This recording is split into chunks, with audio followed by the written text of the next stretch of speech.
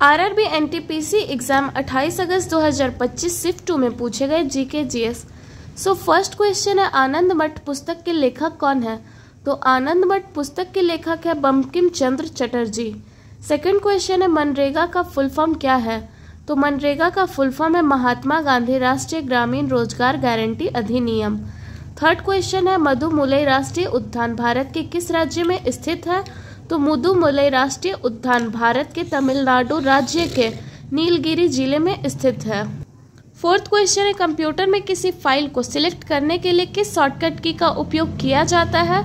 तो कंप्यूटर में किसी फाइल को सिलेक्ट करने के लिए Ctrl+A शॉर्टकट की का प्रयोग किया जाता है।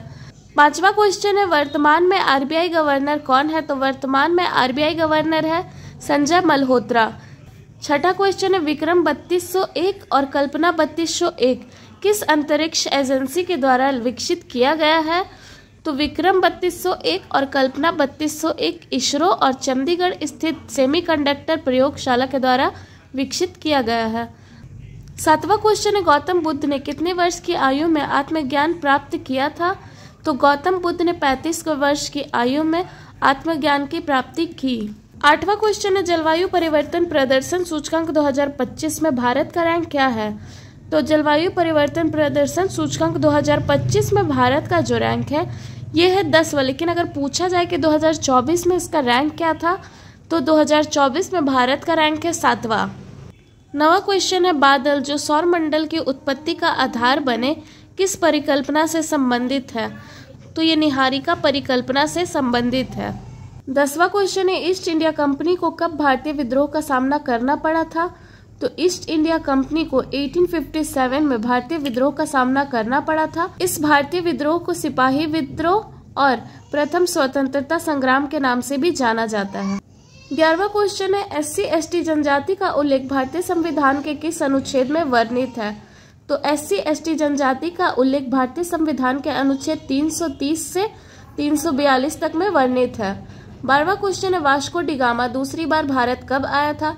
तो वास्को डी गामा दूसरी बार भारत 1502 ईस्वी में आया था। 13वां क्वेश्चन है, भारतीय रेगिस्तान थार मरुस्थल में कौन सी नदी बहती है? तो भारतीय रेगिस्तान थार मरुस्थल में लूनी नदी बहती है। 14वां क्वेश्चन है, रैम RAM और रोम ROM में क्या अंतर है? तो रैम का फुल फॉर्म होता है रैंडम एक्सेस मेमोरी और रोम का फुल फॉर्म होता है रीड ओनली मेमोरी। और इन दोनों में सबसे बड़ा अंतर है कि रैम जो है ये एक अस्थायी मेमोरी है और ये जो रोम है ये स्थायी मेमोरी है। 15वां क्वेश्चन है, संपत्ति के अधिकार को भारतीय संविधान के किस संशोधन द्वारा मौलिक अधिकारों की सूची से हटा दिया गया है? तो संपत्ति के अधिकार को भारतीय संविधान के 44वें संविधान संशोधन के द्वारा मौलिक अधिकार की सूची से हटा दिया गया है और अभी वर्तमान में संपत्ति के अधिकार को अनुच्छेद 300A में रखा गया है। 16वां क्वेश्चन है, मानव खोपड़ी में कुल हड्डियों की संख्या कितनी है? तो मानव खोपड़ी में कुल हड्डियों की संख्या है 22। 17वां क्वेश्चन है, भारतमाला परियोजना से संबंधित लेकिन एग्जैक्ट क्या पूछा गया था ये नहीं पता। तो ये जो भारतमाला परियोजना है ये 2017 में इसका शुरुआत किया गया था और इस भारतमाला परियोजना का लक्ष्य था 5.34 लाख करोड़ रुपए की लागत से 34,800 किलोमीटर सड़कों का निर्माण करना।